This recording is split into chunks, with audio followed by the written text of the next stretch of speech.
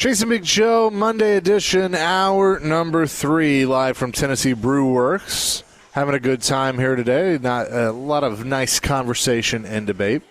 We say hello now to John McClain, who is down in Houston, joins us as we are, by my math, 9 days away from the draft, something like that. John, it's almost here because we're all tired of talking about the same things. How you doing? I'm doing great, guys. How are you?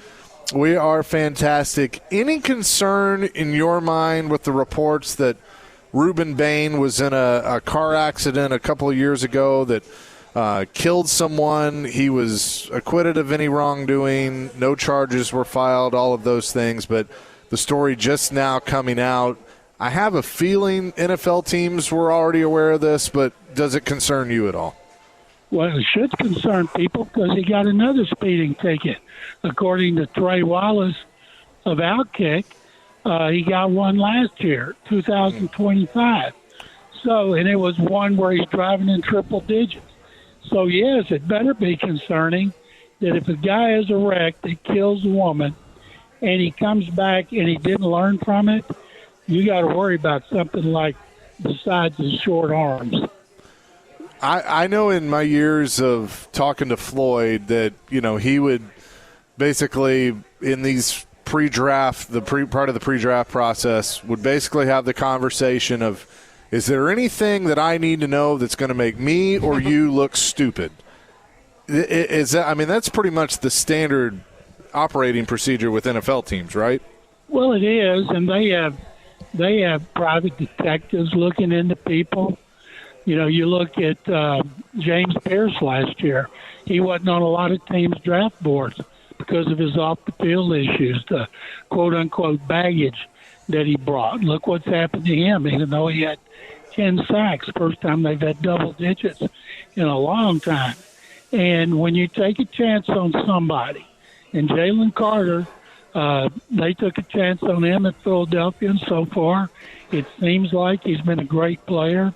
And he hasn't had any issues, but you have to worry about somebody who has more than one incident. And the fact that according to Outkick, he had that second one, which most people must not realize or they're not reading Outkick, and that would be very, very concerning. Just like anytime you take a guy from Georgia, and those guys that if they've had heavy feet when they're driving, you got to worry about that. Now, the Texans, they love Georgia players. They don't have any, I don't think, who've acted like they've been at the Indy 500. But you have to worry about their decision-making, their maturity, what they're doing after hours when they should be back in their homes. But, yeah, that is a big red flag. I wonder what would have happened. You remember Laramie Tunsil, when that former girlfriend blew the whistle on him, if that had come out, say, 3 or 4 days before that and everybody had time to react, he might have fallen even farther. Yeah, that's all crazy. John, I want to ask something. This is not football related. I'm just curious. Do people in Houston care about the Rockets in the NBA, that they're in the playoffs? They sell out every game this year. So, yeah, they care about it. They've won 9 of their last 10. They've got the same record as last season, even though they didn't have their point guard and they lost 2 other players during the season. People are fired up because the Astros are stinking it up. A lot of people are turning their attention to the Rockets, including me. Good. John, we had an interesting debate in the last hour about Diego Pavia, Fernando Mendoza, quarterbacks coming out in this draft and everything. The 7th rounder, the percentage of a guy making the team at 7th round draft choice is about right around 10%. If you're a team that could see maybe a hybrid offense with a Diego Pavia, would you take a flyer on somebody like that in the 7th round? The Gary Kubiak, who's one of the best offensive coaches I've seen, if he saw a quarterback that had one thing that he thought he could develop and help the guy become an NFL quarterback, whether it was a starter or a backup, he would take him in a low round. Most of the time it didn't work, not like other positions. But the fact that Pavia is a winner, leader, what he's accomplished before he got to Vandy, after he got to Vandy. I think he'll definitely be drafted. The height doesn't matter as much as it used to. And if Pavia, he should not want to be drafted in the 7th round. He should want to be not drafted so he can be a free agent and he can get more signing bonus if you have multiple offers, and I think he will if he's not drafted. With a 7th rounder, that's look, there's not a lot of draft commodity out there. If you get drafted, would a team be with you longer if they thought you got more upside because they did waste a draft choice on you as opposed to being an undrafted guy? No, I don't think that'll have anything to do with it, Joe. If they have to think about it like this, you don't draft him, but you have to give him $25,000 as a signing bonus when you would have to give him 10. That's what's most important is how much you have to pay him. But I don't think the team would draft him. He's destined for a practice squad, and he better get used to it. And I think that it would be good for him. And there's teams out there that want winners, guys that help transform not just an offense, but a program. And I'm sure Clark Lee's given him great recommendations. So Pavia is going to end up somewhere for his sake. I hope it's with a team that has a really good quarterbacks coach as a head coach, like Sean McVay, Kyle Shanahan, Kevin O'Connell. Go somewhere instead of a team that's going to be changing the coaches after the first year, and then the ones that liked you are gone. And I wish him all the luck. And if he gets drafted higher, that's even better. John, the Ty Simpson thing is intriguing to me. I've seen him go anywhere from he could go second to the Jets or he might fall to midway second round. If you're Ty Simpson, and John, you know the NFL very well, where would you like to land if you're Ty Simpson? Well, first of all, you would not want to go to the Jets. Right. That first contract, okay, it looks good, but the second contract is the big one. And if you're drafted by the Jets, it looks like Aaron Glenn will probably be out. They'll bring in an offensive coach the next year. They'll change the system, the terminology, and everything you learned will be out the window. He should hope it's like Dan Marino in '83, Ben Roethlisberger in '04. You fall and you end up with a much better team, or even Aaron Rodgers going to the Packers, and I think can't remember, it's 23rd or 28th. Right. So, yeah, your ego has to take a little hit, and you don't make as much money right off the bat. But, boy, if it works out for you, you got a chance to make the big bucks on the second contract. Just look at a guy like, my mind's gone blank, 49ers quarterback. Purdy. Being Mr. Irrelevant, and then getting $256 million. That I can't tell you another time that's happened.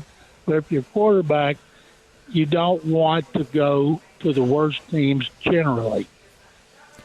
He is John McClain from Houston. We'll have more with him coming up next here from Tennessee Brewworks. Chase and Big Joe, 102.5 The Game. Chase and Big Joe, 102.5 The Game here on this Monday, continuing our conversation with John McClain. John, I probably ask you this every year around this time, but it comes up with our listeners. Why is the NFL the only sport that does free agency before the draft? Oh, boy, that is a great question. I've never thought about it other than to say that's just the way it is. I think instead of seeing it has to do with timing, because you want to get free agency out the way and then focus on the draft and then see what holes you need to fill in the draft. That's the only thing I can think about. I've never heard it even broached that they might be considering doing free agency after the draft. Well, and the other thing, too, when you look at, baseball does their draft in the middle of the season, but hockey and the NBA do it, 3 or 4 weeks after the season ends. Why hasn't the NFL considered that? I know they got the combine, a few weeks after the Super Bowl, but, I've always wondered, could they do it in late March, early April rather than late April, early May, which I feel like it almost feels later every year, even though it's about the same. I think they would tell those other sports, We are number one by far. Why should we give a rat's ass about anything you do? And if anything, you should do it like this. I'll tell you something I just thought about, Chase, while you were talking. If you have the draft before free agency, there's a good chance all those players getting all those free agent dollars are not going to give it. Why should we give it to a wide receiver when we just drafted Joe Dokes in the first round? And I think some of it might have to do with the Players Association likes it the way it is. And it's amazing, though, could they make more mistakes if they move free agency to after the draft with all the time and money put in it? I think I told you guys it used to be when it was 17 rounds, they would do it in December, and they'd have the draft in New York, and then they'd all pile into a bus and go over to Giant Stadium, Yankee Stadium, and see who the Giants were playing and watch the game. That's just hard for me to imagine. That is something. John McClain's with us today. John, where do you think A.J. Brown lands, and can he go back to the Eagles, or is that broken? I just heard a great thing today that I can't even remember who was saying it, that and it was about Jalen Hurts and this big expose that ESPN had about Hurts. Jalen Hurts has been to 2 Super Bowls, and he's won 1. And it's like they're always wanting to change him. Well, why should he change for doing things that he's not comfortable with? Right. Shouldn't the coaching adjust to what he's comfortable with, especially at this stage of his career? And one of the things they say is toughest on a quarterback in this day and age is selfish wide receivers who make a big deal when they don't get the ball. And it's pretty obvious to everybody A.J. Brown's been a distraction because they're always worried about him. And they say then quarterbacks go out of their way to get the ball to the player who's whining the loudest, especially if he's a friend of his. So I think he's gone. I think he's gone around the draft. I think it'll be New England. Mike Vrabel loves him. They did not re-sign Stephon Diggs, who had over 100 catches. They have a big need there for Drake May. It just seems like a natural fit. I agree with that. John, a guy that we love around here, Jawan Jennings, he's still out there in the free agent market, and it blows my mind that somebody's not taking him. I haven't heard that he's, asking for the moon for everything, but I'm curious why nobody has signed him. There's 2 reasons it could be. One, could be health issues. Number 2, it could be that he and his agent think he's worth more than they do. After that initial wave, the farther we get closer, and it'll be after the draft, a team that didn't get a receiver, and then they will pivot to the other receivers who are available, and they still won't get a lot of money. And I would think Jennings would be a really nice fit there for Cam Ward because they want to do everything they can to help Cam Ward. Right. Cam Ward's a great example of what I was talking about earlier. You go to a bad team early on, your coach gets fired, you don't have stability, you have new terminology, a new system, and you're hoping now that Brian Daboll can do really well for Robert Saleh. But then if he does, he's going to be gone in a couple of years. Then you'd have another one coming in there.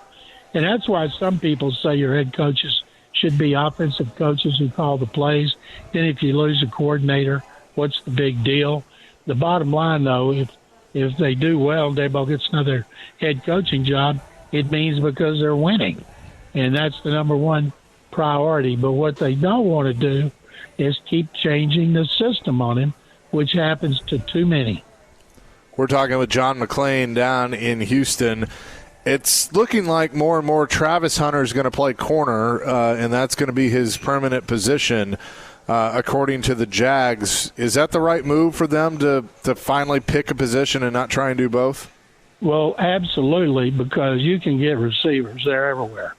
But you can't get lockdown corners. And if indeed he is one, and we'll know better once he plays one position. And that was great for showmanship and playing for Dion. I wondered as a rookie when he was healthy, what meetings did he go to? You know, Right. Position players are in meetings with their teammates, going over practice, going over game plans. Did he spend an equal amount of time? Does that mean he was learning half as much? Was he freelancing on the field? I think it is very smart for Liam Cohen to move him to cornerback full time. Yeah, I mean, can you think off the top of your head, is Dion the last great player to excel at, multiple sides of the ball? He did, but he was still, he was a corner. He was a corner. He had great athleticism and speed and a monster ego. And when he wanted to try offense, they let him do it. The most impressive thing about Dion is he's playing a football game, and as soon as it's over, he takes a helicopter to go play a baseball game for the Braves. That was the most impressive. Yeah, I mean, that's crazy what he did in that documentary about doing all that and how some of the teammates were like, hey, you should commit to this and commit to that. I just think, John, if you've got an extraordinary talent like a Dion or Travis Hunter, use him, right? I mean, just put him out there. You're trying to win games, and he's a great player. Why not put him out there and do that? Look, you can't worry, John. You've covered this a long time about guys getting injured. If they get injured, they get injured. But for Travis Hunter, I mean, we haven't seen something like this, John, in a long time at that level of talent. So I'd use him both ways if I could. Well, I think he hadn't done it in the NFL. He did it in college. He came up. He wasn't spectacular at either one of them. And I'm sure now they think if they move into corner, which is a lot tougher to play than wide receiver, then you're going to see him be the kind of player he was when he won the Heisman Trophy.